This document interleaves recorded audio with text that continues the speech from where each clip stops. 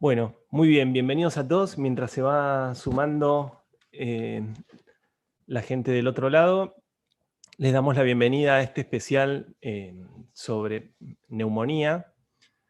Hoy, 12 de noviembre, se conmemora una vez más el Día Mundial de la Lucha contra la Neumonía. Y hoy tendremos a dos destacadas expertas hablando sobre lecciones aprendidas y nuevas medidas de prevención en neumonía. La primera de ellas será la doctora Eve Vázquez, quien nos estará dando una presentación sobre neumonía en adultos, y culminaremos la jornada con la doctora Cecilia Torroija, quien nos hablará de neumonía en pediatría. Estambulian Talks es un ciclo organizado por FUNSEI, la Fundación Centro de Estudios Infectológicos que preside el doctor Daniel Estambulian.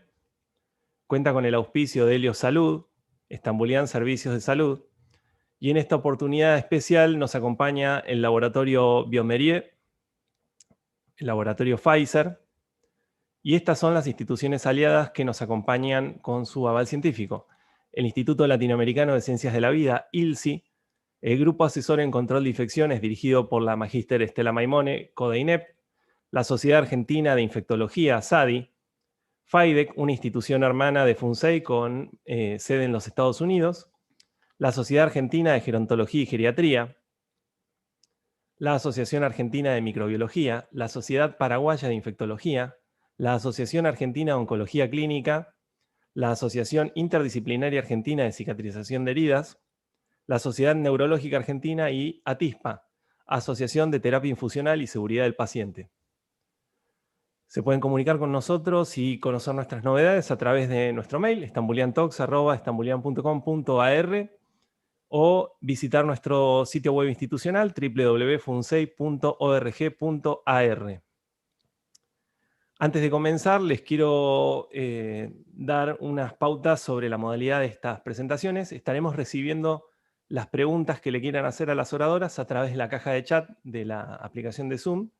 Desde ahí las estaremos leyendo y las profesionales se las irán contestando luego de su presentación.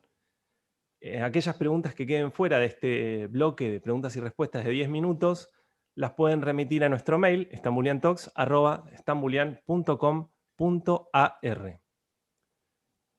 Bien, sin más por delante, voy a presentar a la doctora Eve Vázquez. Ella nos estará hablando sobre neumonía, lecciones aprendidas y medidas de prevención en adultos. La doctora Vázquez es médica infectóloga, es miembro de la Comisión Nacional de Inmunización y de la Comisión de Vacunas de la Sociedad Argentina de Infectología y de la Asociación Panamericana de Infectología, API. Es coordinadora científica del Grupo de Trabajo sobre Vacunas de FUNSEI. Voy a abrir la cámara para que puedan ver a la doctora.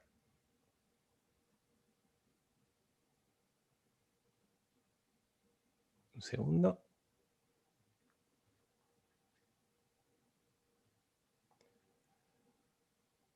Bien. Dejo de compartir un segundo la pantalla para saludar a la doctora Vázquez. Ahí, buen día, doctora, la estamos escuchando. Hola, ¿qué tal? Buen día. Bien, ya nos han escrito, tenemos 15 mensajes en la caja de chat. Todos son de saludos. Después los iremos leyendo, pero vamos a dar inicio a la presentación de la doctora Vázquez. Cuando quieras, Bessy.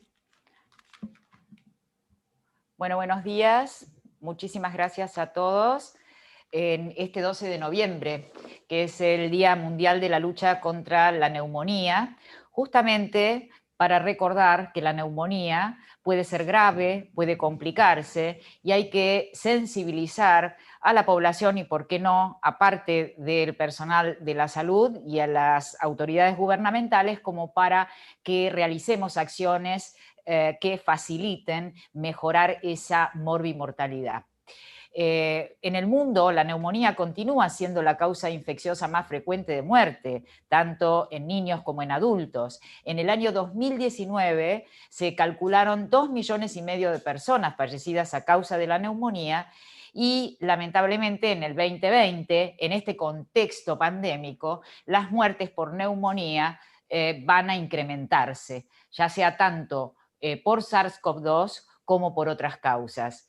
La COVID-19 puede agregar 2 millones de muertes este año, así lo dijo la Organización Mundial de la Salud.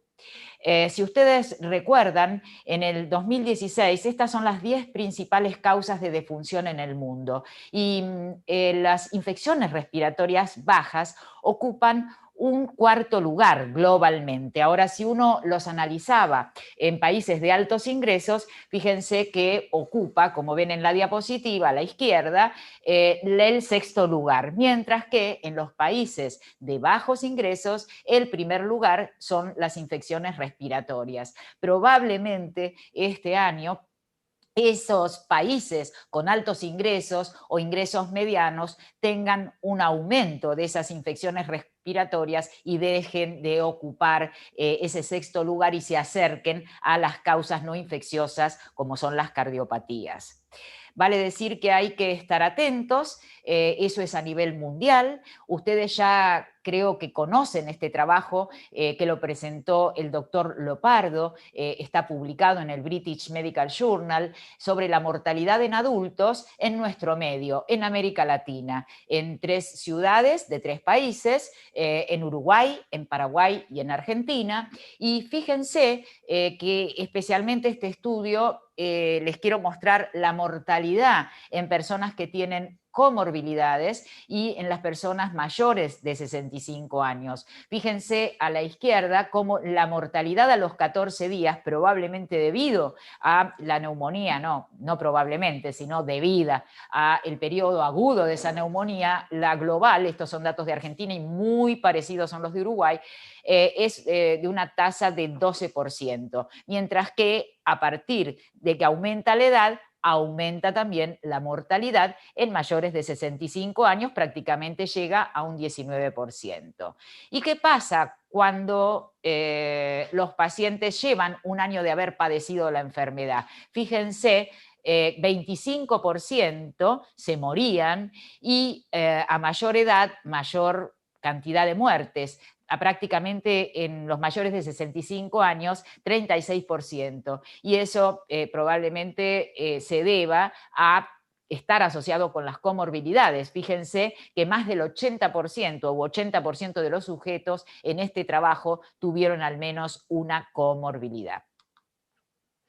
Otro aspecto importante es ubicarnos en nuestro contexto epidemiológico. No es lo mismo si vivo en Estados Unidos, en Europa o en la Argentina o en Latinoamérica. Este trabajo, fíjense, que es de neumonía adquirida en la comunidad en adultos mayores de 18 años, para ver qué prevalencia de agentes etiológicos tenían. Y fíjense que uno tiene que tener el concepto de que esto varía y que además depende de múltiples factores. Fíjense, en Estados Unidos, en este estudio fue publicado en el 2015, cómo los virus van desplazando al neumococo en tercer lugar. Esto puede tener múltiples razones. Una de ellas es que han mejorado muchísimo los métodos diagnósticos por PCR, por biología molecular. Otros pueden deberse a la vacunación. Hay años en donde la gente no se vacuna tanto como influenza o no machea la vacuna con el virus circulante. Otras veces el Streptoneumoniae, que ustedes saben que ellos antes que nosotros han tenido vacuna en pediatría con las vacunas conjugadas, que al disminuir la aportación producen efecto rebaño en la población adulta y también decrece esa neumonía en los adultos. Vale decir que esto es solamente para demostrar que, ojo, no solamente las neumonías son de causa bacteriana, sino puedan ser virales. Y no solamente eso, en la torta que ustedes ven en la derecha, fíjense que el virus solo, en esta oportunidad, se encontraba en un 23%, pero que también había en una pequeña proporción coinfección viral. Y que las bacterias solas ocupaban un 11%, pero que también había una coinfección de virus y bacterias en un 3%. Entonces, esto nos enseña de que las neumonías pueden ser causadas por múltiples causas y nos enseña cómo actuar también en este contexto pandémico con el SARS-CoV-2.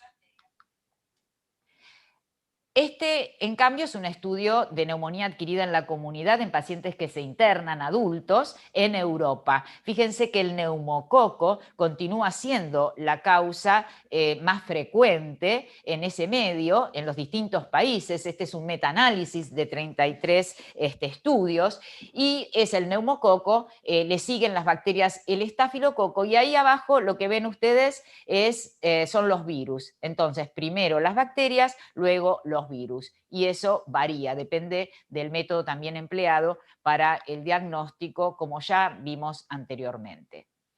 ¿Qué pasa en nuestro país? El neumococo continúa siendo la causa más frecuente de neumonía prevenible por vacunación, con una incidencia obviamente más alta en personas con comorbilidades.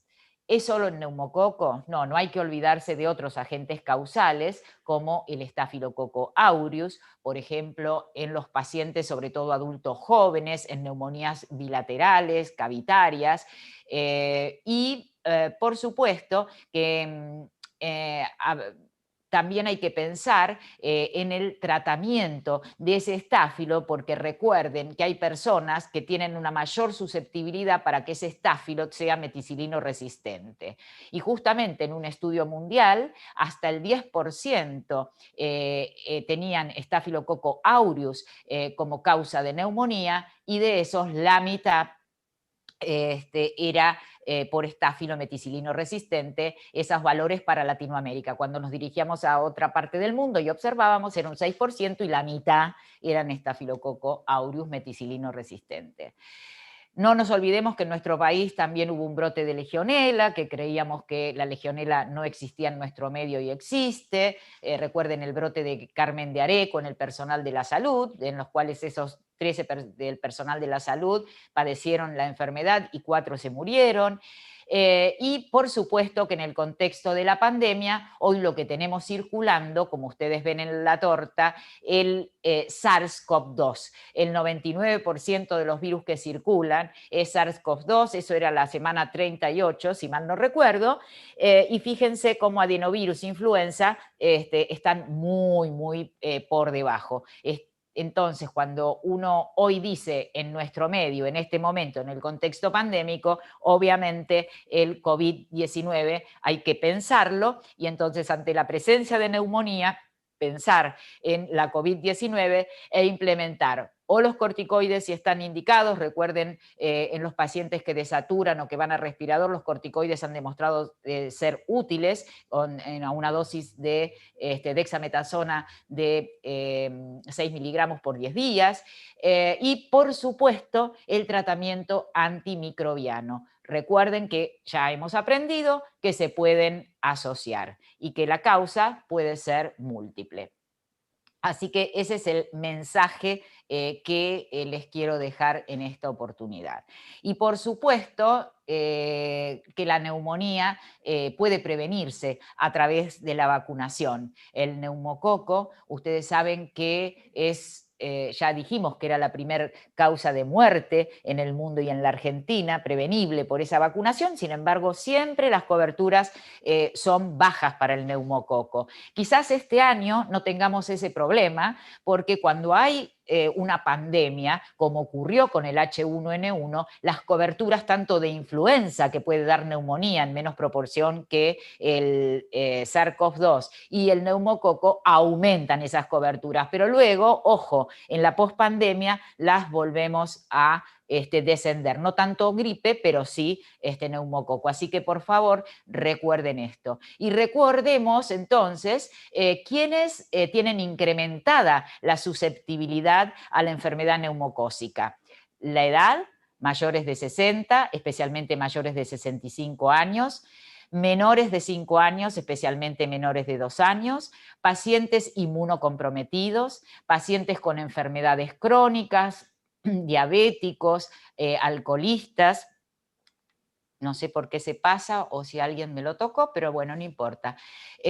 Las infecciones respiratorias previas, como influenza, virus esencial respiratorio, implantes cocleares, fístulas de líquido cefalorraquídeo, asplenia funcional o anatómica, y la multimorbilidad, que cuando yo tengo más de una comorbilidad, actúan como si fueran huéspedes inmunocomprometidos.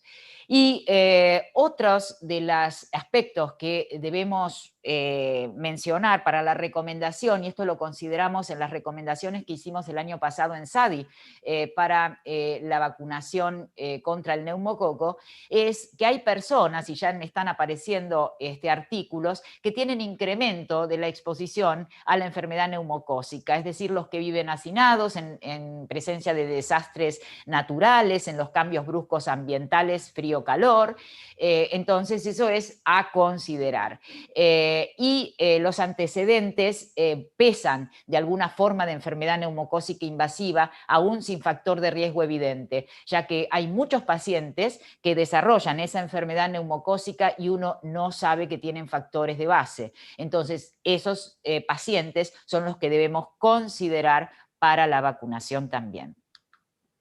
Con respecto a las indicaciones, espero que ya estos años, desde que tenemos implementado el esquema secuencial en el adulto, lo hayamos aceitado un poquito más, pero vamos a repetirlo. Estas son las recomendaciones que hacen a nivel público, unificadas. Las personas mayores de 65 años, aunque en SADI creemos que esa edad hay que comenzarla a bajar, porque hay personas de 60 años hasta 64 años, que es una franja en donde padece mucho neumonía neumocócica, pero por ahora la recomendación es, la mandatoria, es en los mayores de 65 años o más, el esquema secuencial, recuerden, con la conjugada 13 valente, conocida como Prevenar 13, y la polisacárida 23 valente, conocida como Neumo 23, Neumovax, con un intervalo siempre entre un esquema y otro, habitualmente al año, una de otra. Pero puede haber un intervalo mínimo que es de 2 meses, aunque sea un huésped normal. Pero la recomendación es hasta el año, más que nada por una cuestión de que no tenga tanto dolor en el sitio de aplicación o por ahí una cuestión estratégica en cuanto a dársela conjuntamente con la vacuna de la gripe. Las personas entre 18 y 64 años con enfermedades crónicas van a recibirlo antes de los 65, recuerden el esquema secuencial, y luego se administra una última dosis de polisacárida 23 valente a los 65 años o más, si pasaron más de 5 años de la dosis previa. Y para los pacientes inmunocomprometidos, personas con fístula de líquido cefalorraquídeo, implante coclear, a partir de los 18 años sin límite de edad, recordar entonces que ahí sí o sí traten de vacunarlos no tan espaciadamente entre una vacuna conjugada y una vacuna polisacárida, son 2 meses, luego esos pacientes deben recibir la 23 valente a los 5 años de la anterior y la última dosis de 23 valente si pasaron más de 5 años de la dosis previa. Para los pacientes con antecedentes de alguna forma de enfermedad neumocócica invasiva, aún sin factor de riesgo, utilizan el mismo esquema que en las personas con enfermedades crónicas entre 18 y 64 años. Y para terminar, entonces, el año 2021 nos desafía. Uno de los desafíos que nosotros vamos a tener es aplicar la vacuna contra la COVID-19. A ver, acá no se trata de hablar de vacunas, cuál es la mejor o la peor, porque todavía no lo sabemos. Sabemos que hay vacunas en fase 3, como es público y notorio. Yo lo que quiero es que fijen por lo menos las plataformas vacunales, como para que tengamos una idea de qué es lo que estamos hablando. Fíjense, las plataformas clásicas, bueno, son varias. La de vectores virales, ¿sí? La de subunidades recombinantes, virus vivos atenuados y virus inactivados con formaldehído. ¿A qué llamamos plataformas clásicas desde SADI? A las que ya hay experiencia con esa plataforma en el desarrollo de vacunas. Entonces, las de vectores virales, una es la de Oxford, que utiliza adenovirus como un transportador de esa información genética de la espícula, que es la que induce la formación de anticuerpos neutralizantes. Allí se utiliza un adenovirus de chimpancé, hay otra como la rusa que también utiliza adenovirus 26 y 5, hay otra que es la de Janssen, y estas se aplican en general en 2 dosis o la de Janssen en 1 dosis. Y está también la de CanSino, que es con adenovirus 5. Bueno, entonces estas plataformas fueron utilizadas anteriormente, sobre todo también utilizadas en el ébola. Y auspician seguridad y, bueno, esperemos que eficacia. Las de subunidades recombinantes, hay una que está en fase 3, Novavax, que son vacunas como la de la hepatitis B o como, por ejemplo, la del HPV. Y después, de las que están más avanzadas y que estamos estudiando también en la Argentina, la de virus inactivados con formaldehído, que uno sabe, o sea, plataformas de estas como por ejemplo la de la hepatitis A. Y después están las plataformas novedosas, que son las de ácidos nucleicos, que no se utilizaron previamente. Y allí, obviamente, la que está más adelantada son las de ARN mensajero, la de Moderna y la vacuna de Pfizer. Yo lo único que acá quiero aclarar, que si uno sabe cómo se desarrolla la vacuna, no puede pensar que puede haber mutaciones con las vacunas de ARN mensajero, porque como ese ARN mensajero, digamos, esa información genética de la espícula entra a la célula a través de una nanopartícula lipídica y no pasa por el núcleo. Directamente entonces se traslada, se transcribe para el aparato de Golgi y se elimina entonces y se presenta como antígeno, con lo cual es una vacuna segura desde ese aspecto, digo un poco por lo que se está diciendo, o a veces hay mucho grupo antivacuna que puede llegar a decir que se modifica ese material genético. La ventaja de estas vacunas son que son seguras, en general han demostrado seguridad, y también son de bajo costo y fácil producción. Entonces, producción rápida. Así que esperemos cualquiera de estas que demuestre eficacia en esa fase 3 y seguridad, probablemente uno no tenga inconveniente de aplicársela. El otro desafío es mantener altos niveles de cobertura antigripal. Recuerden lo que le dije anteriormente, las coberturas siempre vacunales decaen luego de la pandemia, el antigripal no tanto, pero la del neumococo ni hablar.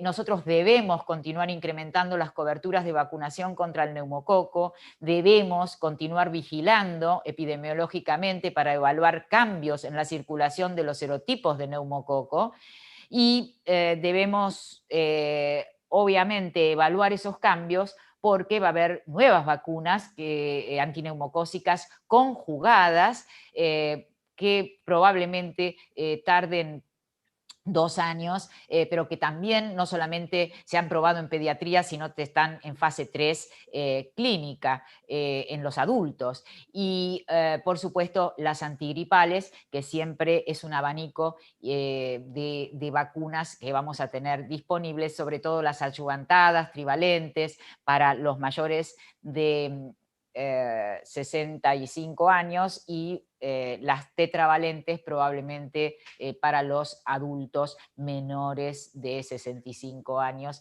serán una buena opción. El gran desafío es que nosotros vacunemos.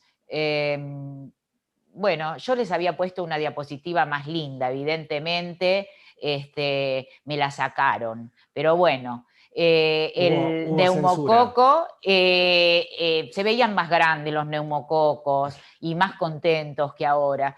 Pero bueno, esperemos que estén cada vez más tristes con la vacunación, lo mismo que ese COVID que parece tan agresivo, bueno, esté menos agresivo y podamos comenzar a derrotarlo. Muchísimas gracias por su atención. Muchísimas gracias, doctora Eve Vázquez. Vamos a pasar a un espacio de preguntas de 10 minutos. Estaremos recibiendo sus consultas vía chat. Recuerden que aquellas preguntas que queden por fuera de este bloque nos las pueden enviar al mail y les estaremos haciendo llegar la respuesta eventualmente. Voy a dejar de compartir la presentación para ver a la doctora pantalla completa. Bien. Bueno, muchos saludos desde Yucatán, desde Jujuy. Y acá alguien nos hace una consulta que dice, tengo pacientes en internación domiciliaria a quienes hace 1 o 2 años se les aplicó la vacuna antineumocócica en farmacia, pero desconozco cuál vacuna fue. ¿Podría iniciar el esquema con Prevenar 13 y luego Neumo 23 a los 2 meses? O sea, esto suponiendo que no tienen el carnet de vacunación y no... Sí, y bueno, estamos en problemas allí. Pero bueno, tampoco, o sea, yo te puedo contestar que hay experiencias con el uso de Prevenar 13, por ejemplo, de vacunas conjugadas en pacientes con trastornos hematopoyéticos, en los cuales uno tiene que hacerle el esquema en los trasplantados de médula ósea, en donde uno le tiene que hacer el esquema a los trasplantados, post-trasplante, el esquema inicial, con vacunas conjugadas, con lo cual no habría un problema de seguridad, a mi entender. Ojo que las recomendaciones de un esquema de 3-1 o de 4-1 en los trasplantados hematopoyéticos es una recomendación mundial de expertos, pero lo que se ve es que la vacuna es bien tolerada y hay muy escasa diferencia entre una dosis de conjugada 13 valente y la otra. Así que creo de que podés comenzar el esquema. Yo, de todas maneras, ¿qué tiene el paciente, perdón, de base? No aclara, pero Ah, está ok. con internación Bueno, yo creo domiciliaria. de que lo que habría que hacer es, sí, bueno, no creo que haya ningún problema de seguridad con este paciente. Yo le aplicaría el esquema secuencial, pero entre la 13 y la 23 esperaría un año. Bien, muchos saludos desde México, doctora. Desde Hermosillo, Sonora, nos saluda Moira René Corella. Sara Onelia García, también desde México. El doctor José Luis Alberto Castellanos, también desde México. Desde Saltillo, Coahuila, perdón, Ariana Luján Pérez. Una conferencia internacional, la suya. Bien, vamos a buscar otra pregunta. Muchos saludos. Bien, acá Marta dice cuál sería el tiempo mínimo entre Prevenar y Neumo 23 y si podría llegar a ser de 6 meses el intervalo en pacientes con diabetes. Sí, a ver, lo ideal, este es un esquema, el secuencial, ustedes saben que la pregunta es sí. Ahora voy a comentarles. El tiempo mínimo, siempre, como dijimos anteriormente, es entre la conjugada 13 valente y la 23 valente, son 2 meses, así que perfectamente lo puede vacunar a los 6 meses. Con la 23 valente. Y recuerden que siempre hay que dar y aplicar las dos vacunas. Una actúa más y ha demostrado la eficacia contra la neumonía y la de 23 serotipos, bueno, actúa más sobre la enfermedad diseminada, pero lo que hace es ampliar esa cobertura de serotipos. Pero siempre aplicar las dos. Y lo que siempre uno en los esquemas considera es el tiempo mínimo, por ahí no tanto el tiempo máximo entre una dosis y otra. Siempre el tiempo mínimo no debe ser inferior, en este caso, a 2 meses. ¿Tá? Pero el tiempo máximo no pasa nada. Bien, nos saludan desde Veracruz. Acá Susana Terlizzi nos dice, ¿qué problema hay en volver a vacunarse según el esquema? ¿Qué puede sucederle? Volver a vacunarse, Deberías... no entiendo Por bien. ahí se refiere a aquellas personas que recibieron alguna de las dos vacunas antes de que exista el esquema secuencial, si quieren volver a iniciarlo. Bueno, si saben que existe el esquema secuencial, que no lo inicien, obviamente, porque no es que más es mejor con el tema de las vacunaciones. Sabemos que con la 23 valente hay como un problema, un tema de tolerancia si uno da muchísimas dosis de 23 valente, con lo cual lo mejor es vacunar con lo que está recomendado, ¿no? Ahora, si desconocemos, como dije anteriormente, es la pregunta que contesté previamente, si desconocemos qué vacuna recibió, hay dudas, etcétera, etcétera, bueno, y no se puede de ninguna manera averiguar cuál recibió, bueno, no hay ningún inconveniente en que pueda recibir nuevamente el esquema en base a lo que yo le dije previamente. Bien, desde Tierra del Fuego, Rubén Monsalve nos consulta lo siguiente. ¿Hay algún riesgo aumentado de una neumonía no tratada en grupos sociales bajos? Bueno, a ver,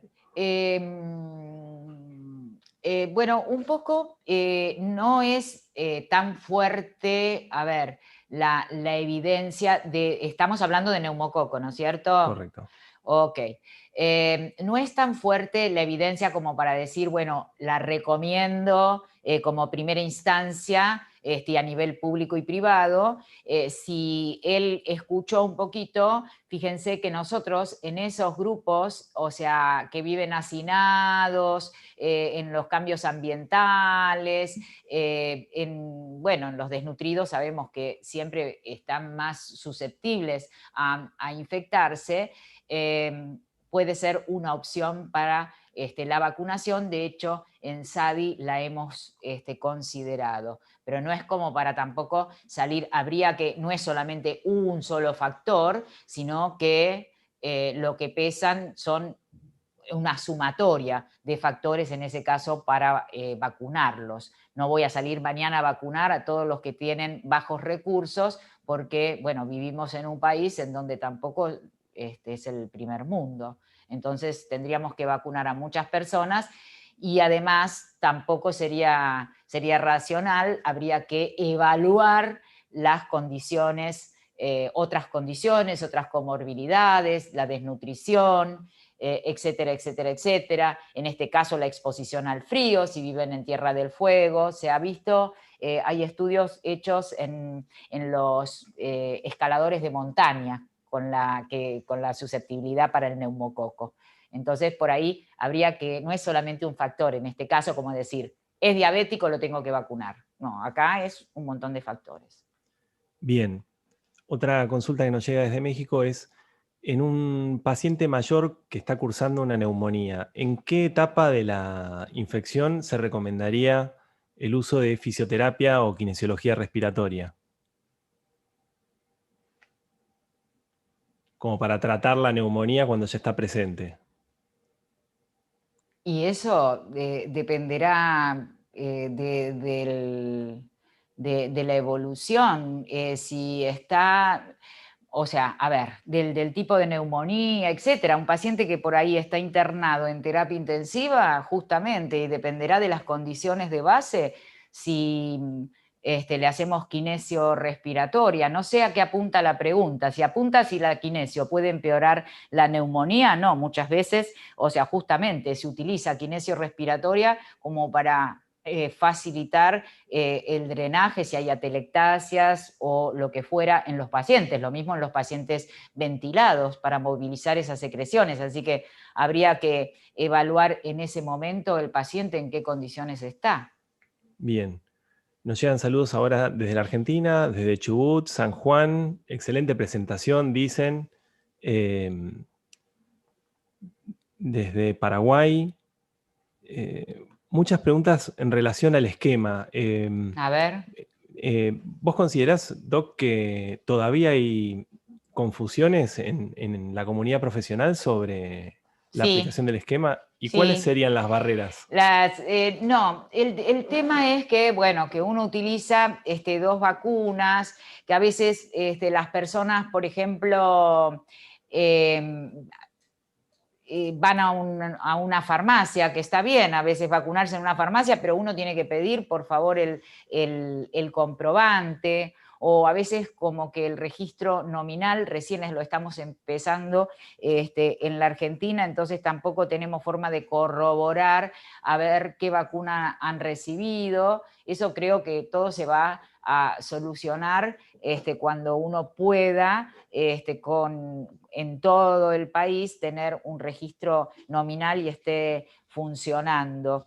Esa es una barrera. La otra barrera es que a veces la comunidad médica no tenemos claro nosotros cuándo vacunar, y sobre todo los refuerzos. Todavía llegan pacientes que ya hace 10 años o más que se sacaron los refuerzos de la polisacárida, que eran cada 5 años, y sin embargo siguen vacunándolos a los pacientes cada 5 años. Creo de que ya de por sí, bueno, el esquema con 2 vacunas diferentes, obviamente que es más dificultoso, que esa es una de las principales barreras, ¿viste? Que existan, digamos, la documentación de qué vacuna recibió. Y otra, obviamente, creo de que nos falta todavía a los médicos compenetrarnos más con el neumococo, que uno no sabe por qué.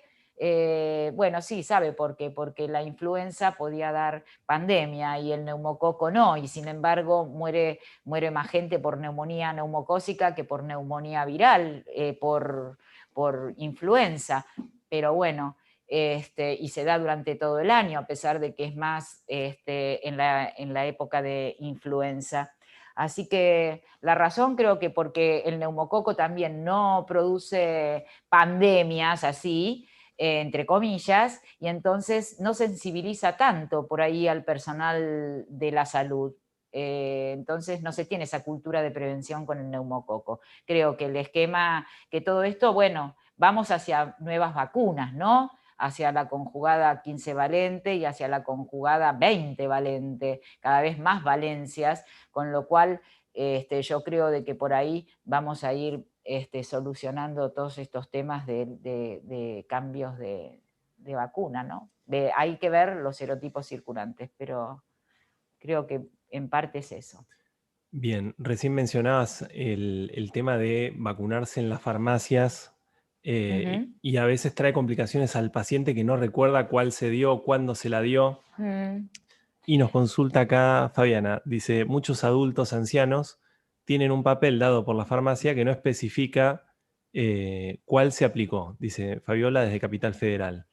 Bueno, Entonces, me van a matar, pobres los farmacéuticos, que yo les doy charlas y todo, pobres, van a creer no vacunen en las farmacias, y eso no es que lo que estoy diciendo. Creo que lo que hay que comenzar a difundir es que justamente la documentación en las farmacias autorizadas para vacunar es tan importante como mantener la cadena de frío o la conservación de las vacunas en las farmacias. Entonces creo que no es no vacunen en farmacias, pero sí que se documente y entrenar, por supuesto, al personal para que figure ese tipo de vacunas, específicamente con el neumococo, que son 2 diferentes, ¿no?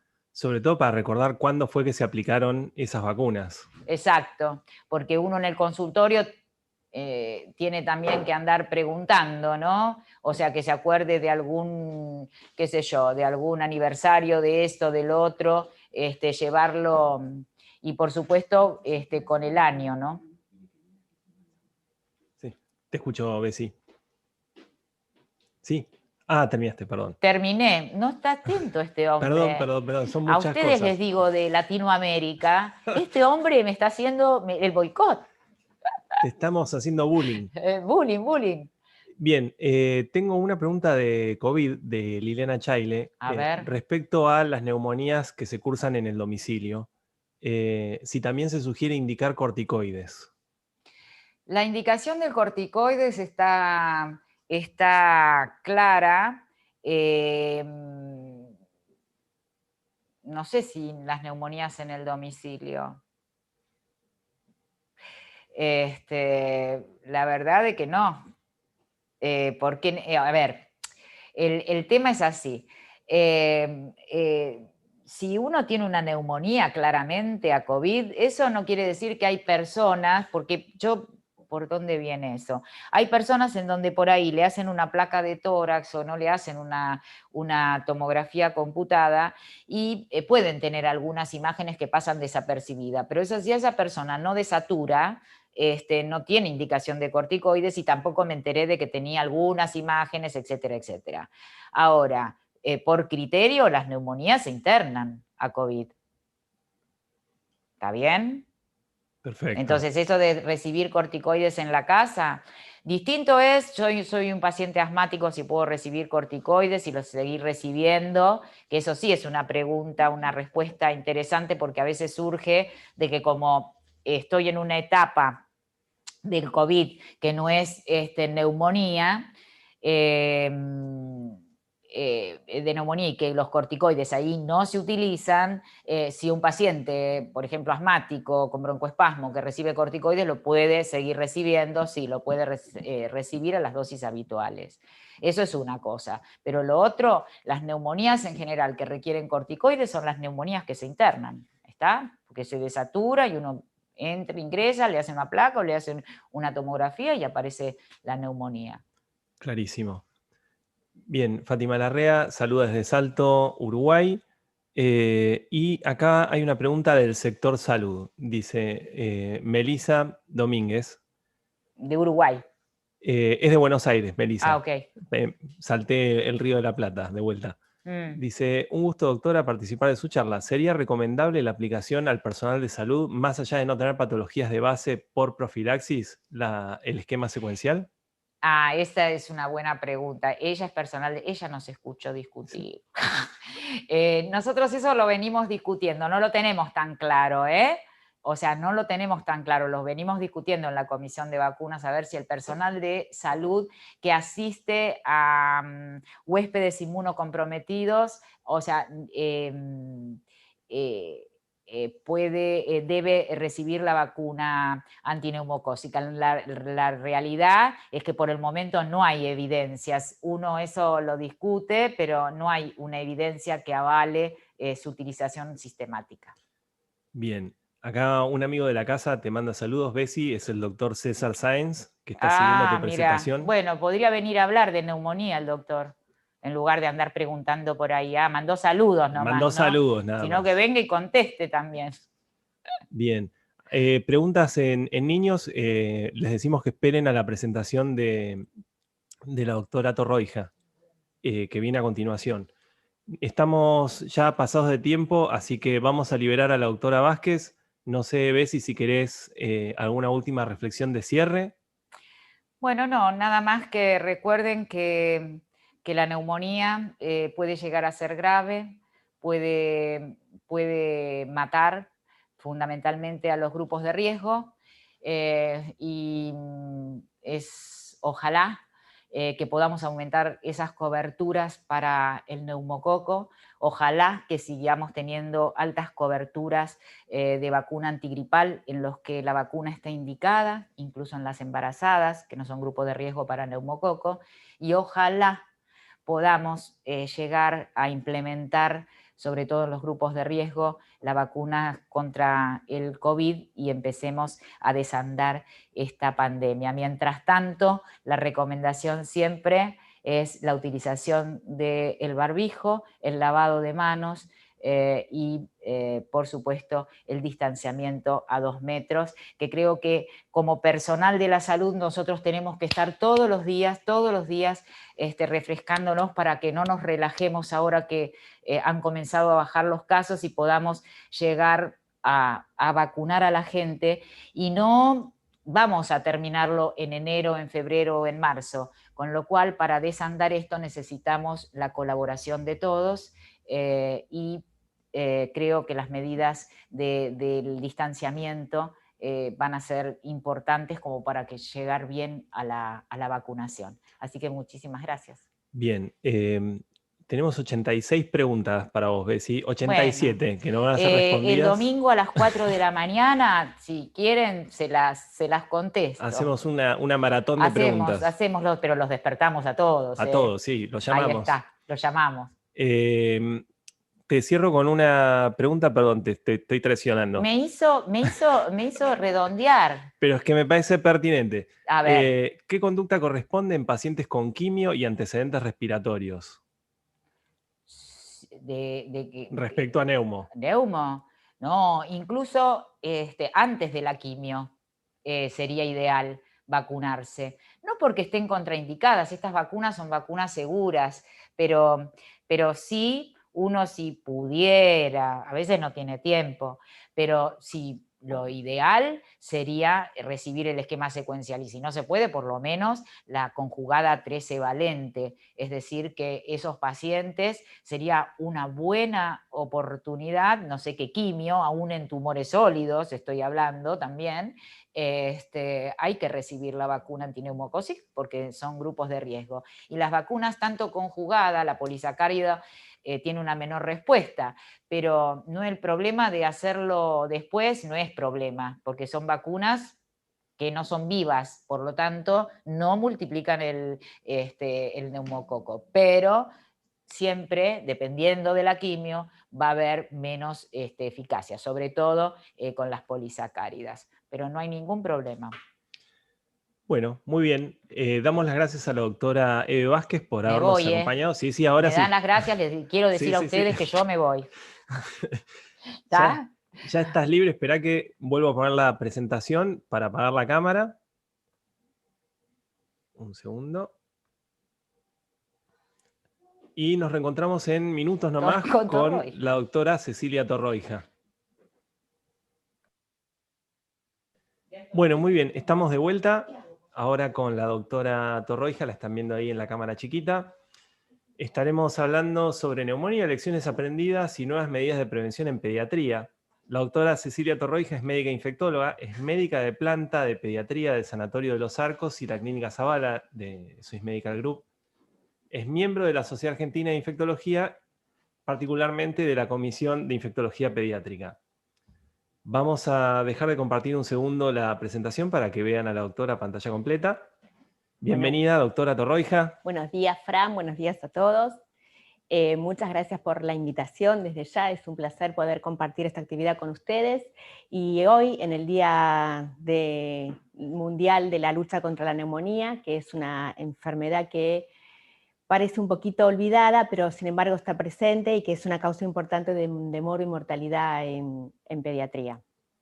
Bien, mientras voy compartiendo de nuevo la presentación, le digo a los que están preguntando en la caja de chats que esta jornada ofrecemos la posibilidad de tener un certificado o una constancia de participación. Les va a estar llegando el día de mañana al mail con el que se suscribieron a Zoom, un mail en el que va a estar un link para cargar, o sea, autocompletar y descargar el certificado, y otro link que a nosotros nos permite tener una devolución de parte de ustedes sobre cómo vivieron la experiencia de esta transmisión que nos permite mejorar jornada a jornada.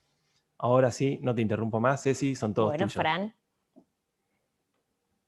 Bueno, entonces, vamos a empezar contando por qué es importante la neumonía en pediatría. Básicamente la neumonía en pediatría es una de las principales causas de mortalidad y de morbilidad en los menores de 5 años. Es una enfermedad que, a pesar de ser altamente frecuente, como les decía, continúa ofreciendo dificultades para el diagnóstico. Muchas veces a los pediatras, sobre todo, se nos plantea el desafío de poder hacer un diagnóstico precoz, de hacer un diagnóstico de certeza, y muchas veces eso nos enfrenta o nos obliga a la necesidad de usar antibióticos en forma innecesaria, aún sabiendo que los virus son la causa más frecuente de neumonía en pediatría. Por lo tanto, esto impacta directamente en los costos, tanto directos como indirectos, o sea, no solamente afecta a los costos propios del sistema de salud, sino también a los costos familiares. Como les decía, es la principal causa de muerte en los menores de 5 años, pero gracias o afortunadamente en los últimos años hubieron numerosos avances en la comprensión de los diferentes factores de riesgo de neumonía, cambios o innovaciones en los métodos diagnósticos que ayudan a mejorar la etiología, acercarse de forma más precisa, y también algunas innovaciones en el tratamiento o en la modalidad de tratar a los pacientes y también en la prevención. Todo esto ayudó, obviamente, a lograr cambios en la epidemiología de la neumonía, a lograr disminuir la carga de enfermedad y a disminuir los índices de mortalidad en la población pediátrica. Pero como es de esperar, lamentablemente todas estas innovaciones aplicadas en el sistema de salud no alcanzan de la misma manera a todos los países. E incluso en los países de bajos recursos tienen diferencias en las diferentes regiones. Y desde ya, como todos sabemos, el impacto que tenemos durante todo este año, desde fines del año pasado, el impacto del COVID en la morbimortalidad en relación a las neumonías. Con respecto a la mortalidad de la neumonía en el mundo, estos son unos datos publicados en el año 2017, hecho en base a un trabajo que registró las causas de mortalidad en 188 países, en donde se logró documentar que la principal causa de muerte en menores de 5 años es la neumonía, en donde se registró durante el año 2013, se registraron aproximadamente 900.000 casos, o sea que eso representaría el 15% total de las muertes en los menores de 5 años. Con respecto a la neumonía, a la mortalidad en América Latina, bueno, dentro de las principales causas de muerte en esta región de las Américas, la neumonía constituye la segunda causa de muerte en menores de 5 años. En los menores de 1 año representa el tercer lugar, tanto la neumonía neumocócica como las infecciones por influenza, pero entre el grupo de entre 1 y 4 años ocupa el segundo lugar. ¿Y qué pasa con la neumonía en Argentina? Según los datos de mortalidad aportados por el Ministerio en diciembre del 2018, se reportaron 190 muertes, se notificaron 190 muertes de neumonía neumocócica en pacientes menores de 5 años. Eso da o representa el 2.8, casi el 3% de las muertes, y arroja una tasa de 5.1 cada 100.000 niños, o sea que ocupa el tercer lugar de muerte en este grupo etario.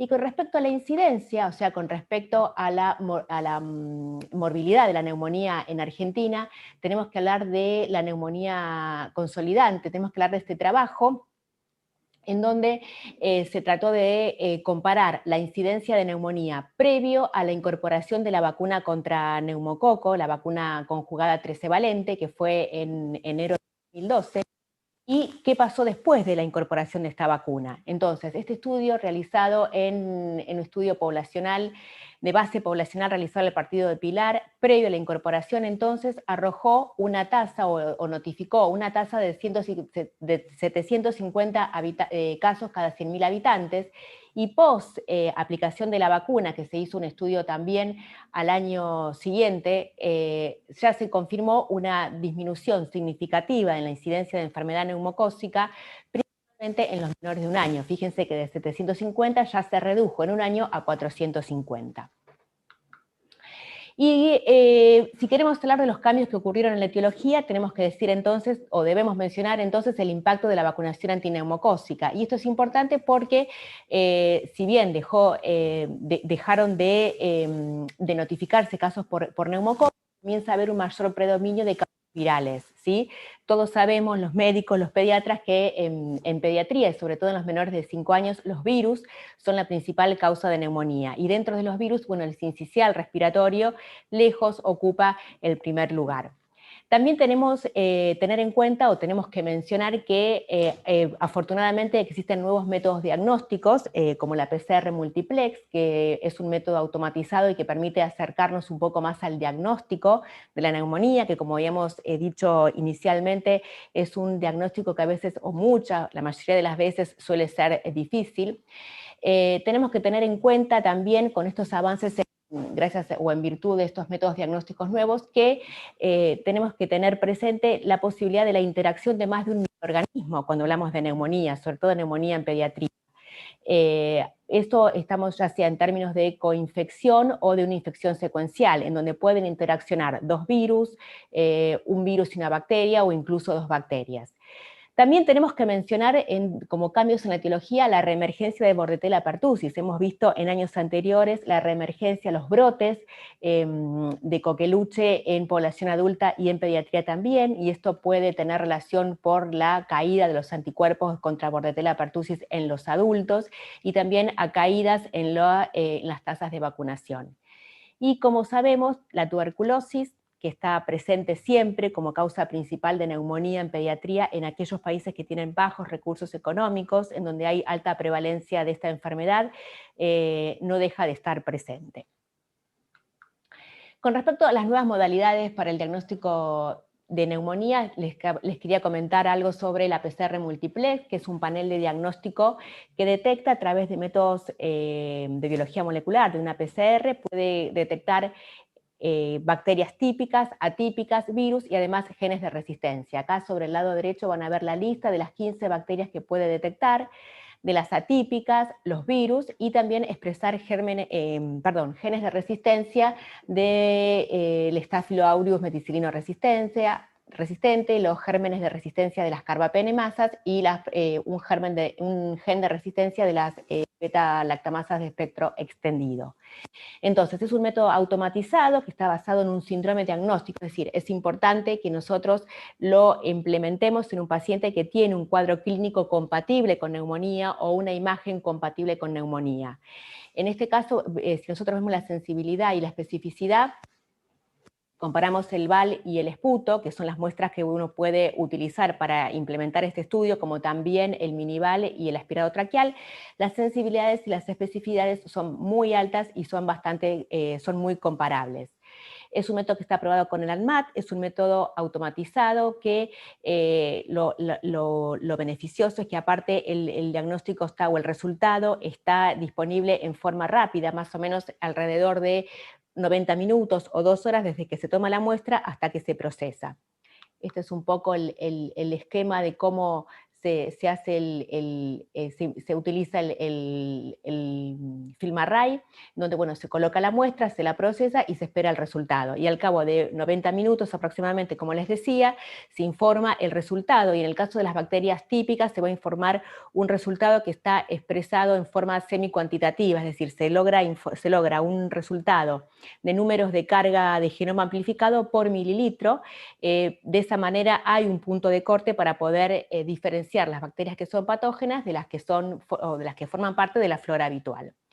Entonces, ¿cuáles serían los beneficios de este panel respiratorio para neumonía? Bueno, hay un impacto claramente en el manejo clínico, hay una diferencia en el manejo clínico. ¿Por qué? Porque por un lado, como decíamos, mejora el diagnóstico, permite acercarse al diagnóstico de certeza, tanto un resultado positivo como un negativo. El negativo porque permite descartar todos los microorganismos que están involucrados en ese panel de diagnóstico, y positivo porque permite ya desde el inicio, cuando uno valora al paciente, poder instaurar un tratamiento dirigido con los beneficios que eso otorga versus un tratamiento empírico. O sea que permite desescalar rápidamente el uso de antibióticos, o sea que impacta directamente sobre el uso racional de antibióticos, permite una disminución de la resistencia y además una disminución de costos, porque permite utilizar digamos, permite aislar primero al paciente en forma correcta si es que el paciente necesita aislamiento. También disminuye los días de internación de los pacientes pediátricos y también puede ayudar a disminuir los costos en relación a la prescripción de antivirales o de antibióticos innecesarios. Este es un trabajo realizado con el objetivo de documentar el tema de este punto que hablamos en relación al diagnóstico de la interacción de las diferentes causas o de los diferentes microorganismos en las neumonías. Es un trabajo hecho en pediatría en donde se incorporaron 2.638 pacientes, niños menores de 5 años, y en donde casi el 90% tenía una neumonía diagnosticada por radiografía. Y fíjense ustedes que en color gris, donde se observa el porcentaje de aislamiento viral, que es mayor en todos los grupos etarios, incluso en chicos más grandes. Y la posibilidad también, o el porcentaje en donde participan la coinfección viral, dos virus diferentes, y en este trabajo hubo un reporte solamente de un 7% de bacterias como causa principal de neumonía. Entonces, tenemos que estar conscientes de esta participación activa de los virus y tratar de disminuir el uso irracional de antibióticos. Este es simplemente un informe también de los aislamientos de neumococo en pediatría documentados en el año 2008, como pueden ver, en los menores de 12 meses, entre 12 meses y 2 años, y entre 2 años y 5, la cantidad de aislamientos de neumococo, ¿sí? Representando el 28, el 56, el 61% de los neumococos aislados en las infecciones invasivas. De todos estos neumococos aislados, todos fueron sensibles a penicilina, así que también eso es importante en el momento de tener en cuenta la indicación del tratamiento antibiótico, donde la penicilina sigue siendo el tratamiento de elección. ¿Y qué avances en el tratamiento tenemos?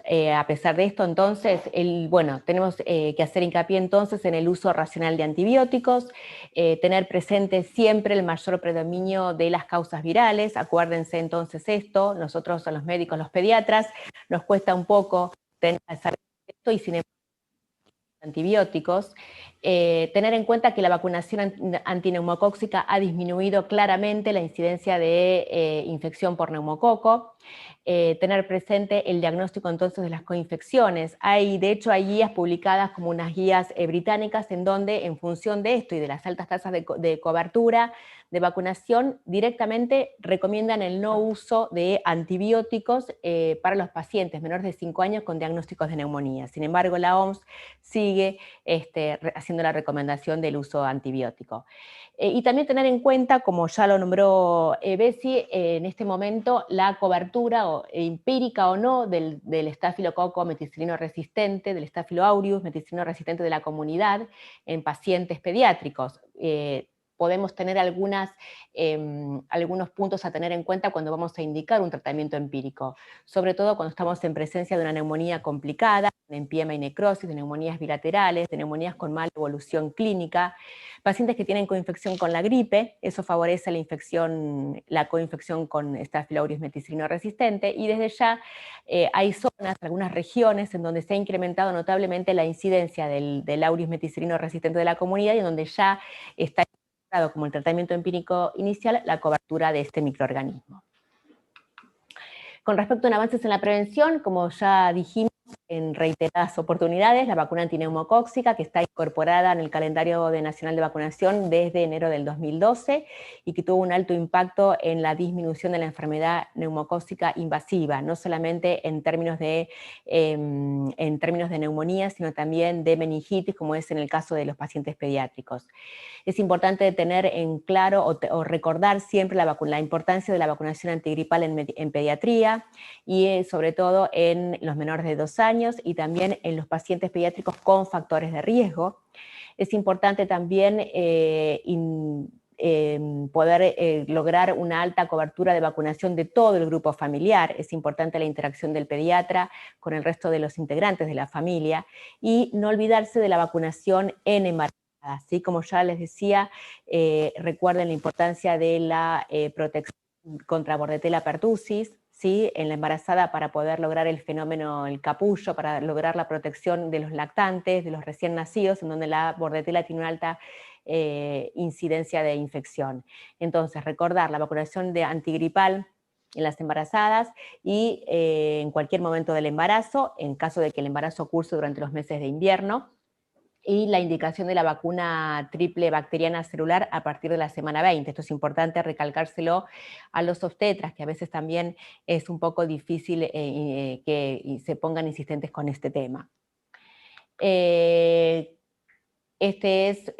Las indicaciones de vacuna antigripal que ya todos conocemos, las dosis, acuérdense que difieren de 6 a 35 meses, es la mitad de la dosis, y la cantidad de dosis es 1 o 2, dependiendo de si recibieron previamente la dosis antigripal en el año anterior.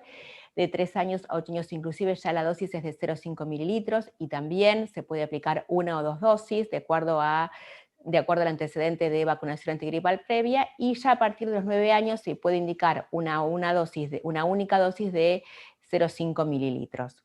¿sí? El esquema de vacunación. Acá tenemos las cepas que circularon ya este año, que en este año, como ya también comentó la doctora Bessi, tuvimos una altísima circulación de coronavirus, y nosotros en pediatría hemos tenido casi ningún caso, ninguno.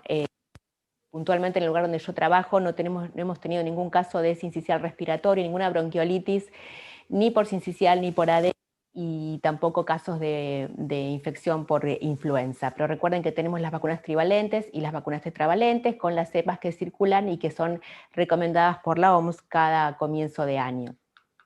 Con respecto a la vacunación antineumocóxica, como ya sabemos entonces, la vacunación en base a la vacuna conjugada trecevalente, que está incorporada, como ya dijimos, a partir del primer año de vida, que se da en el formato o en la modalidad 2+1, la primera dosis a los 2 meses, la segunda a los 4 meses y el refuerzo a los 12 meses. Y después tenemos también las opciones de vacunación secuencial, ¿sí? Como también ya lo mencionamos, en aquellos pacientes fundamentalmente inmunocomprometidos o pacientes no inmunocomprometidos, pero que tienen alguna enfermedad de base, como enfermedades como cardiopatías, enfermedades pulmonares crónicas, ¿sí? Enfermedades hepáticas crónicas. El esquema es secuencial entre Prevenar 13 o vacuna 13 valente y la vacuna polisacárida, y también los pacientes trasplantados que deben recibir esquemas secuenciales. Es fundamental en este grupo de riesgo disminuir la incidencia de infección neumocócica. Este es un resumen, quería mencionarles, no quería terminar la charla sin mencionarles algunos datos de COVID en pediatría. Sabemos todo que la incidencia es muy baja y que la morbimortalidad también es bajísima. Hasta el 4 de octubre, el último reporte de COVID en Argentina, el reporte del Ministerio, se habían notificado 56.064 casos confirmados en menores de 18 años, pero fíjense que solamente el 7% de estos casos confirmados corresponden a menores de 18 años. 3.800 casos fueron notificados en menores de un año, que representan el 5.3%, y de esos 17 fallecidos ocurrieron. Un solo caso falleció sin factores de comorbilidad, eso ocurrió en una paciente de 2 meses. Otro paciente falleció por una causa no vinculada al COVID, sino por una sepsis por bacilo gram negativo, y el resto de los casos todavía están en investigación, no tenemos datos de presencia o no de comorbilidad, pero el mensaje es saber que, bueno, que en pediatría, si bien la infección por COVID no cursa o no se acompaña de mortalidad significativa, sí tenemos que tener presente la incidencia del síndrome multisistémico inflamatorio, que es esta complicación que aparece en posinfección, generalmente las 2 o 4 semanas después, en donde hay un estado de hiperreactividad generalizada con marcadores de inflamación altos, donde ahí sí la mortalidad puede ser significativa. O sea que, para finalizar, en resumen, vamos a decir entonces que la neumonía continúa siendo una enfermedad frecuente en la infancia con alta morbimortalidad, que la neumonía neumocócica es la principal causa de muertes prevenibles por vacuna en todos los niños menores de 5 años en todo el mundo, que existen cambios epidemiológicos, hay cambios etiológicos y de resistencia que nos obligan a replantear tanto el abordaje diagnóstico como terapéutico de esta patología, y que los desafíos, que los comparto con la doctora Bessi también, continuar en este año que nos espera, es continuar con altas tasas de vacunación a pesar de la pandemia. Hemos tenido en algún momento una caída de las tasas de vacunación a raíz de esta situación epidemiológica, pero sí que es importante reforzar y retomar aquellos casos de vacunación perdida. La vigilancia epidemiológica continua de serotipos de neumococos circulantes, eso también es importante para estar seguros de que las cepas circulantes estén contempladas en la vacuna, y de ahí en más el desarrollo de nuevas vacunas que están también en estudio actualmente. La disponibilidad desde ya de esta vacuna segura y efectiva contra COVID, y que por ahora las medidas de prevención continúan siendo el lavado de manos, el distanciamiento social, ¿sí? Y la utilización de la vacuna antigripal. Bueno, el uso del barbijo, perdón, fundamental, ya me olvidaba. Bueno, hasta acá llegamos. Bueno, no sé, Fran. Bien, muchas gracias a todos. gracias a vos, Doc, por tu presentación. El lavado de manos, fundamental, fundamental siempre para todas las infecciones y sobre todo las respiratorias y para el COVID. Sí, y también diferenciar el lavado de manos de la higiene de manos con alcohol en gel. Exacto. Que no es exactamente lo mismo. No, recordar que si las manos están visiblemente sucias, están manchadas, están muy transpiradas, la manera más efectiva de prevenir las infecciones es el lavado con agua y jabón, ¿sí? Bien. Bueno, no sé. Vamos a pasar un espacio de 10 minutos de preguntas vía chat. Ya sin abrir la caja de chat estoy viendo 24 preguntas. Bueno. Así que te vas a someter al escrutinio de quienes están del otro lado siguiendo esta jornada. Aquellos que no reciban respuesta a sus preguntas las pueden remitir a estambuliantalks@estambulian.com.ar. Recuerden que desde allí las recibimos y se las hacemos llegar a nuestros oradores para que las contesten. Dejamos de compartir la presentación un segundo. Ahí la vemos a la doctora pantalla completa. Bueno, muchísimas gracias. Muy interesante la presentación. Muy buena la charla. Nos dice Diego Tenerani. Bueno, están yendo muy rápido. Gracias desde Paraguay. Isla Mujeres. Muy bien. Sí, internacional. Para vacacionar. La presentación, sí. Irse de vacaciones, ¿no? Justo. Claro. Y algo ya más cerca, desde Tres Arroyos, supongo que será el doctor Calabrese dando el presente del otro lado. Bien, muy buenas presentaciones, muchas gracias. Voy a aprovechar mientras busco saludos desde Ciudad de México. Excelente presentación, nos dicen. Gracias, muchas gracias. Bien. Es un tema difícil, porque en realidad todo el mundo ya conoce neumonía, ¿sí? O sea, es un tema que los pediatras sobre todo manejamos, es una de las, como ya decíamos, es una de las patologías más frecuentes, así que es una patología de manejo habitual, digamos. Por ahí, digamos, como les decía, lo más difícil es poder llegar a un diagnóstico de certeza, ¿sí? Porque aparte no hay ningún gol estándar, ni siquiera la placa. En un momento la OMS propuso como la neumonía consolidante, esto que les decía yo hace un rato, los pacientes con placa, con una imagen de consolidación que se podría correlacionar con una neumonía de etiología bacteriana. Pero bueno, también se vio que eso no es tan así, porque hay causas virales, o incluso el micoplasma también, que es una bacteria típica, pueden generar el mismo patrón radiológico, con lo cual tampoco sería un gol estándar en la imagen radiológica. Así que bueno, el desafío quizá más importante, y sobre todo para los pediatras, es poder lograr un diagnóstico de certeza y poder ayudar a no usar en forma indiscriminada los antibióticos, y por eso también la importancia de estos nuevos métodos diagnósticos, ¿no? Bien. Empezamos con las preguntas. Dale, Fran, empecemos. Sí. Nos consultan lo siguiente, dicen, en tu experiencia, ¿en qué tipo de población o situación considerarías altamente recomendable el uso de este panel de neumonía? ¿En qué población? Mira, nosotros en nuestra experiencia, nosotros lo usamos desde ya que no la neumonía quizá del paciente que consulta en forma ambulatoria y va a ser de manejo ambulatorio, ¿no? Nosotros fundamentalmente lo usamos en los pacientes inmunocomprometidos, en pacientes en donde la etiología muchas veces no es predecible y en donde son pacientes que, digamos, necesitan muchas veces indicar múltiples antibióticos para hacer una cobertura total de todas las bacterias que pudieran llegar a estar involucradas en el momento de la neumonía. Así que nosotros básicamente lo usamos en pacientes inmunocomprometidos porque nos ayuda a dirigir con más exactitud el tratamiento y evitar el uso de antivirales y de otros antibióticos por ahí de amplio espectro innecesarios.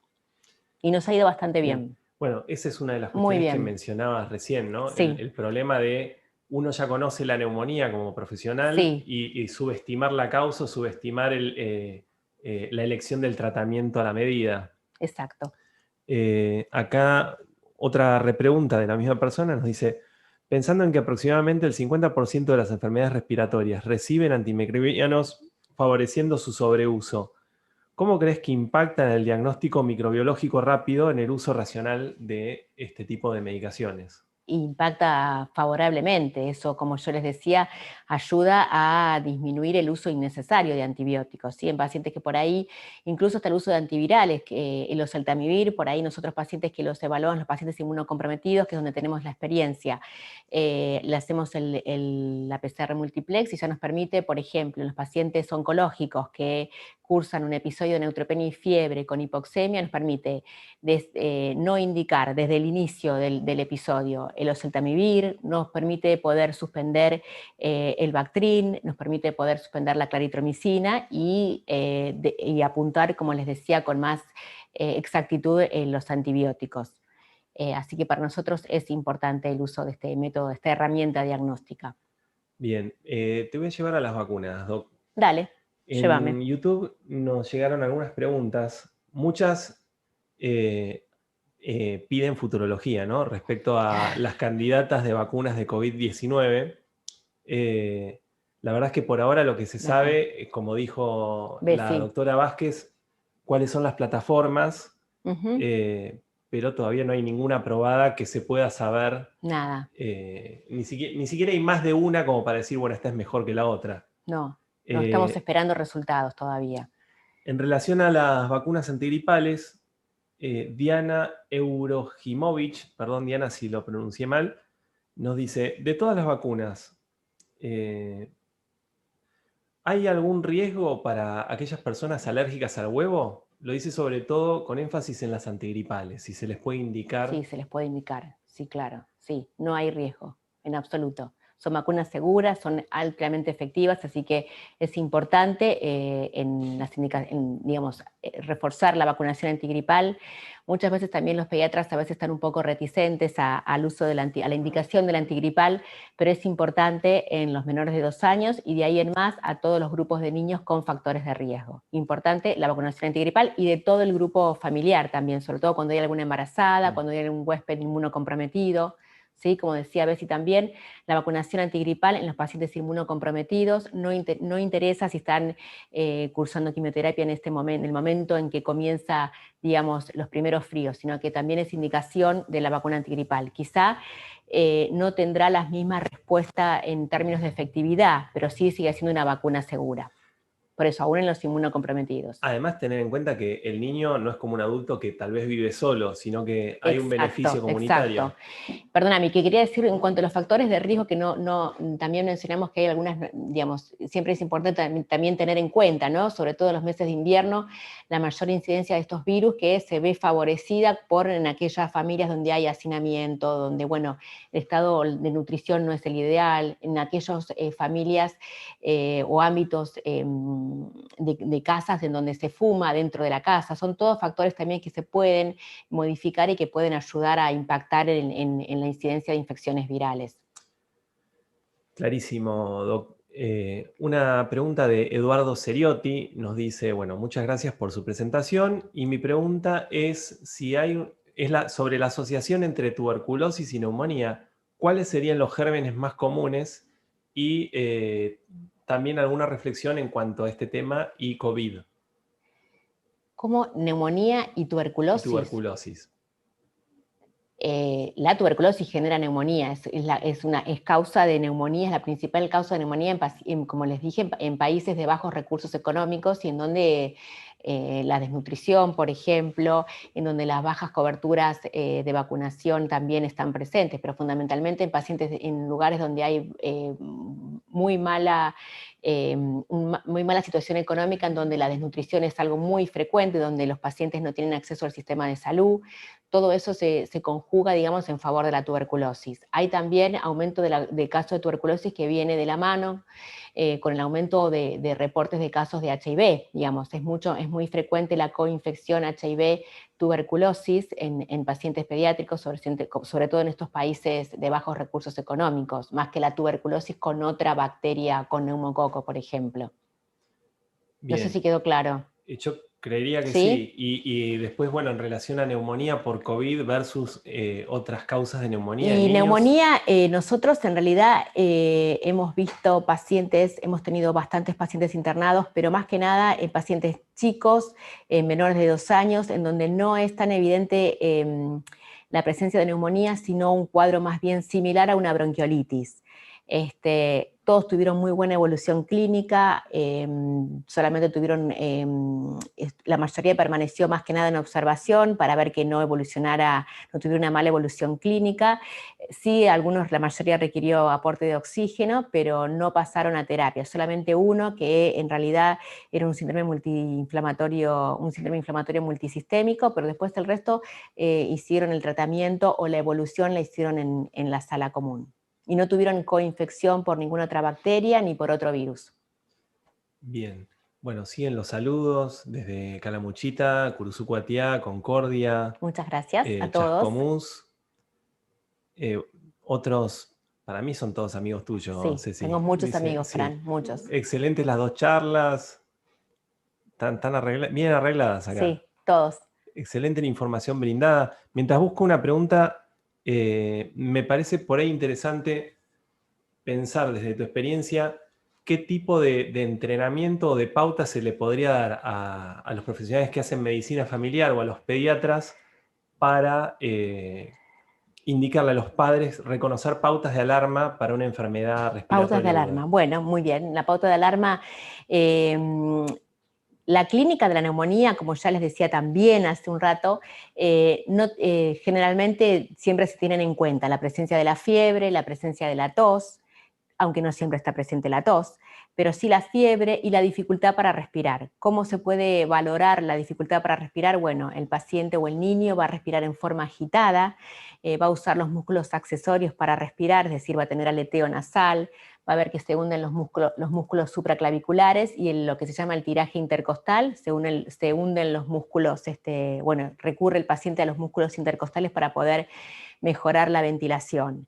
Esas son fundamentalmente las pautas de alarma, o sea que si el paciente está en casa con el diagnóstico ya instaurado de neumonía, pero a pesar de los días van pasando y el paciente, lejos de mejorar, comienza con estos síntomas que se van acentuando, digamos, obviamente que es momento de consultar nuevamente y probablemente el paciente decida y finalmente se decida la internación para completar el tratamiento. Sabemos todos que la neumonía, en la gran mayoría de los casos, el manejo es ambulatorio, ¿sí? Excepto en estas situaciones en las que el paciente requiere oxígeno, que esté con signos de dificultad respiratoria, o también por motivos sociales, en donde quizá uno decide la internación por motivo de contención familiar y para asegurarse el cumplimiento del tratamiento.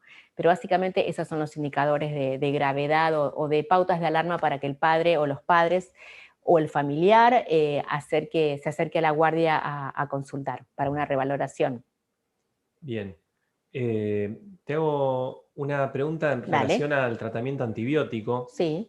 Si podés hacer un comentario, sí, sobre la duración y bueno, eso, más que nada. El tratamiento empírico, bueno, como ya hablamos anteriormente, el neumococo sigue siendo la causa bacteriana más frecuente de infección bacteriana que requiere antibiótico o el neumococo. Entonces, la penicilina sigue siendo también el tratamiento de elección, o la amoxicilina también es otra opción.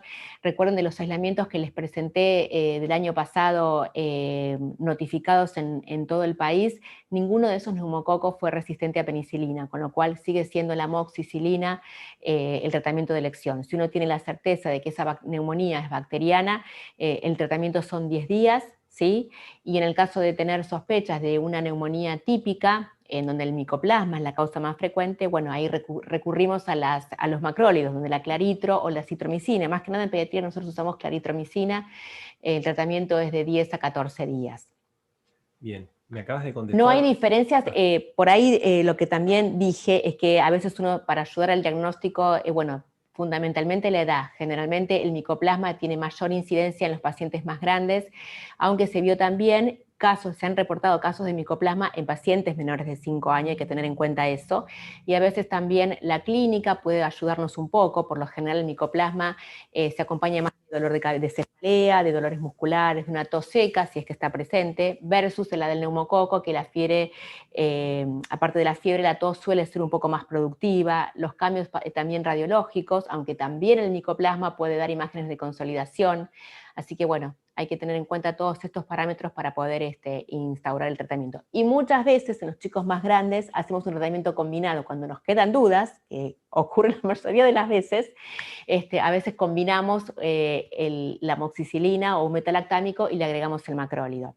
Y después tener en cuenta, como también dijimos, que puede llegar a estar presente o puede estar involucrado el Staphylococcus aureus meticilino resistente de la comunidad, que viene, en algunos casos, viene en ascenso, sobre todo cuando hay una coinfección por gripe. Así que sepamos que no es de cobertura empírica el aureus, pero bueno, ante ciertas determinadas circunstancias uno debería cubrirlo.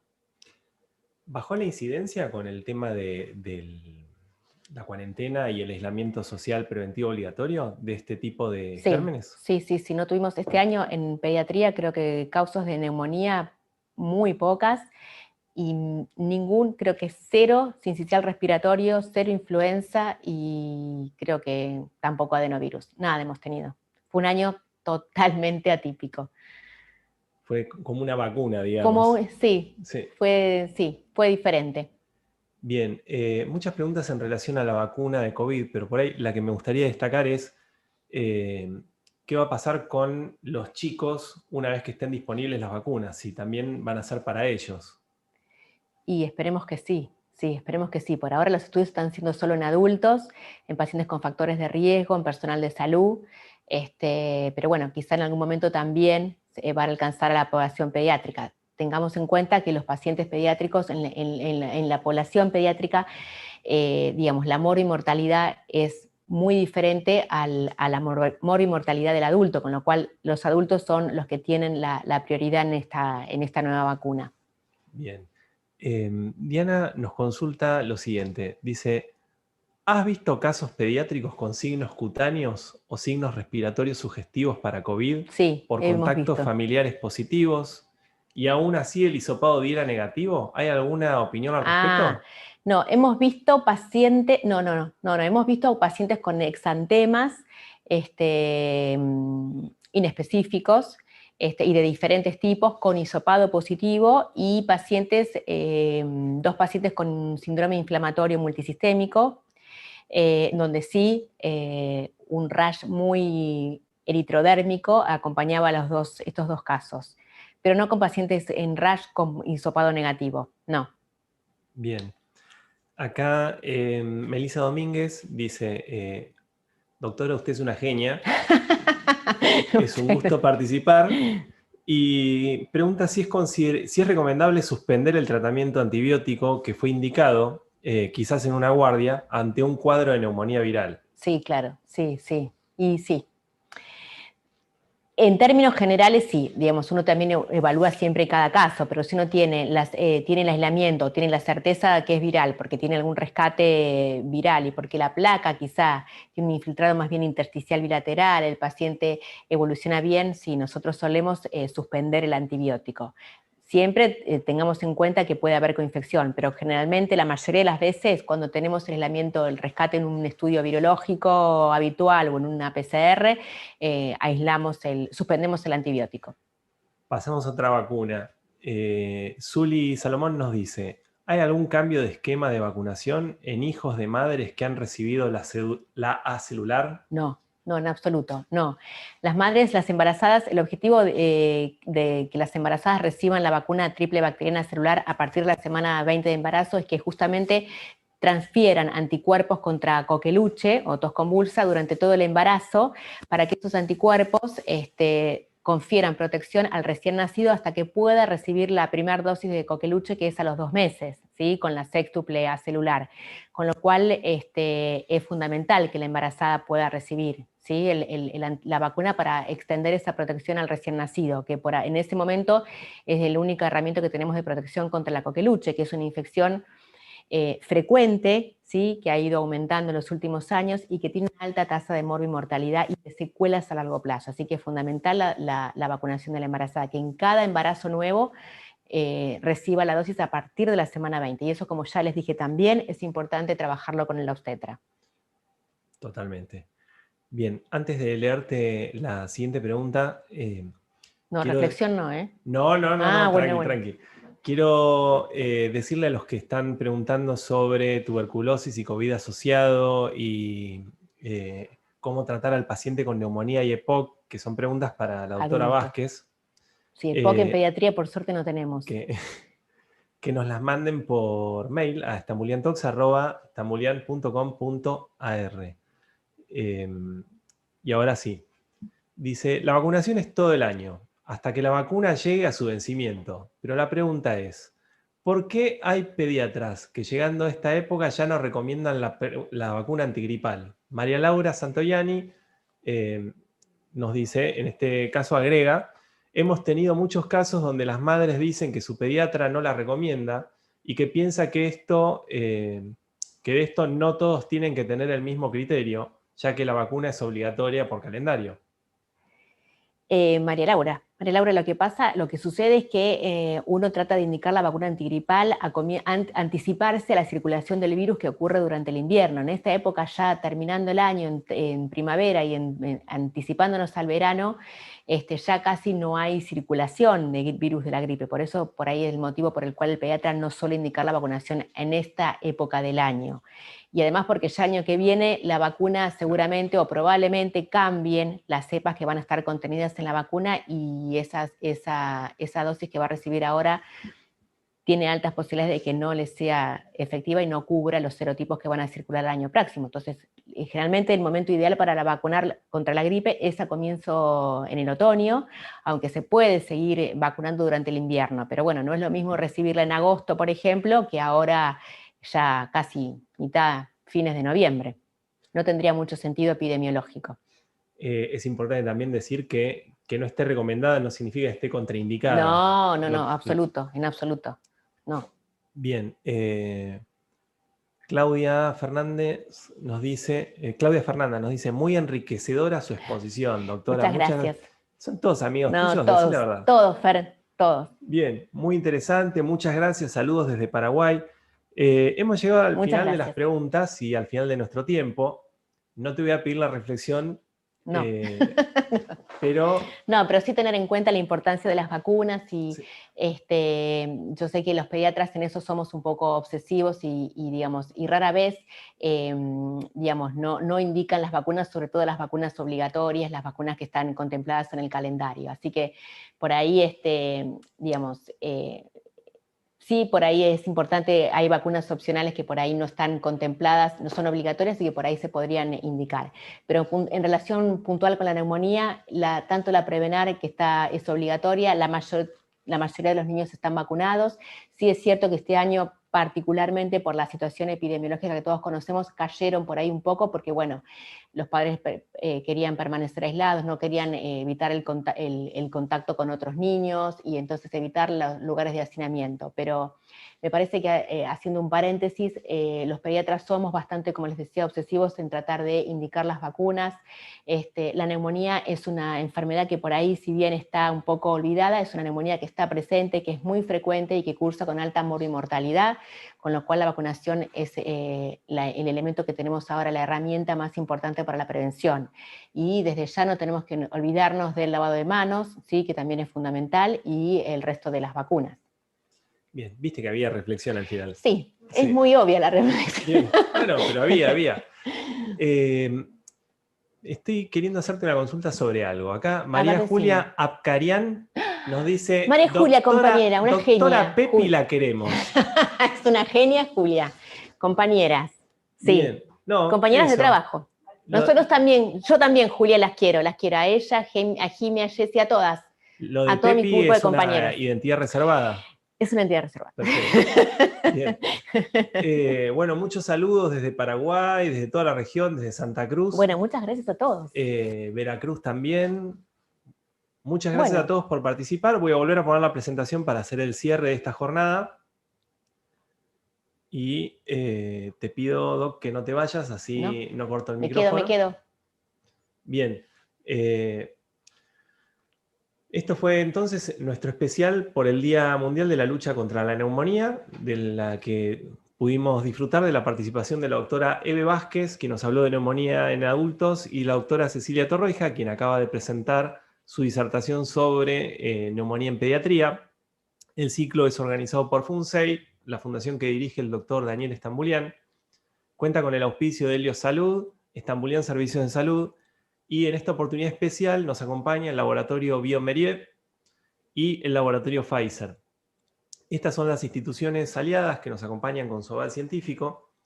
ILSI, el Instituto Latinoamericano de Ciencias de la Vida, el Grupo Asesor en Control de Infecciones y Epidemiología, dirigido por la magíster Estela Maimone, la Sociedad Argentina de Infectología, FAIDEC, una institución hermana de FUNSEI con base en los Estados Unidos, la Sociedad Argentina de Gerontología y Geriatría, la Asociación Argentina de Microbiología, la Sociedad Paraguaya de Infectología, la Asociación Argentina de Oncología Clínica, la Asociación Interdisciplinaria Argentina de Cicatrización de Heridas, la Sociedad Neurológica Argentina y ATISPA, la Asociación de Terapia Infusional y Seguridad del Paciente. Estos son nuestros canales de comunicación, como hemos mencionado anteriormente. Nuestro mail, estambuliantalks@estambulian.com.ar, nuestra web institucional, www.funsei.org.ar, y los invitamos desde ya a estar del otro lado y sumarse del simposio de cierre del ciclo 2020 de Estambulian Talks, donde contaremos con un simposio de VIH en el que se hablará sobre el componente psicosocial de vivir con VIH a cargo de la licenciada Graciela Fernández Cabanilla. Tendremos al doctor Gustavo Lopardo hablando sobre nuevas estrategias de prevención y un bloque especial sobre HIV y comorbilidades, donde el doctor Edgardo Botaro estará hablando sobre HIV y el componente cardiovascular, y la doctora Magua sobre comorbilidades metabólicas asociadas a la infección por VIH. Sin más por decirles, les damos las gracias a todos por acompañarnos hasta este punto. A la doctora Cecilia Torroija, muchas gracias por participar. A todos. Y nos reencontramos entonces el día 26 de noviembre.